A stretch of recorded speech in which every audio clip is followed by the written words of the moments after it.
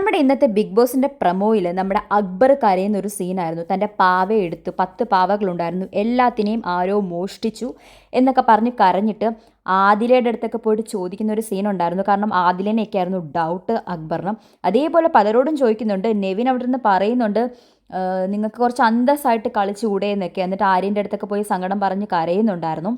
അപ്പം ആ പാവയെ മോഷ്ടിച്ചത് ആരാണെന്ന് ബിഗ് ബോസിൻ്റെ ലൈവിൽ ഇപ്പോൾ കാണിച്ചിരിക്കുകയാണ്. നമ്മുടെ നെവീനാണ്, കൂടെ നിന്ന് ചതിക്കുന്ന നമ്മുടെ ചതിച്ച നെവീനാണ് ആ പാവയെ മോഷ്ടിച്ചിരിക്കുന്നത്. ഈ പറയുന്ന അനുമോളോ അല്ലെങ്കിൽ അതിലോ നൂറയോ അനീഷോ അതോ ഷാനവാസോ ഒന്നുമല്ല മോഷ്ടിച്ചിരിക്കുന്നത്, നെവീനാണ് മോഷ്ടിച്ചിരിക്കുന്നത്.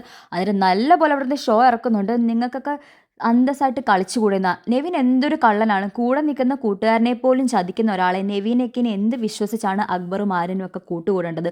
ഇങ്ങനെ കൂട്ടുകൂടി വിശ്വസിപ്പിച്ച് നിങ്ങളെ ഞങ്ങൾ രക്ഷിക്കുന്നു അല്ലെങ്കിൽ നിന്നെ ഞാൻ ജയിപ്പിക്കുന്നു എന്ന രീതിയിൽ ആര്യൻ്റെയും അക്ബറിൻ്റെയും കൂടെ കൂടിയിട്ട് അവസാനം നെവിൻ ഇവരെ തകർക്കാനുള്ള പണിയിലാണ്.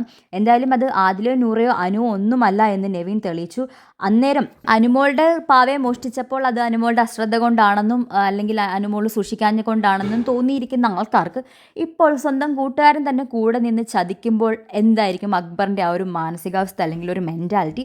നെവിനെ ഇനി വിശ്വസിച്ച് ഇവർ കൂടെ കൂട്ടാൻ സാധ്യതയുണ്ടോ? ആര്യൻ കൂടെ കൂട്ടാൻ സാധ്യതയുണ്ടോ? എന്താണ് തോന്നുന്നത്? നെവിൻ അത് തിരിച്ചു കൊടുക്കുമെന്ന് തോന്നുന്നുണ്ടോ? ഒന്നും അറിയത്തില്ല. കൂടുതൽ ബിഗ് ബോസ് അപ്ഡേറ്റ്സിനായിട്ട് ചാനൽ ഒന്ന് സബ്സ്ക്രൈബ് ചെയ്യുക, ഷെയർ ചെയ്യുക, അതേപോലെ തന്നെ കമൻസുകളായിട്ട് രേഖപ്പെടുത്തുക.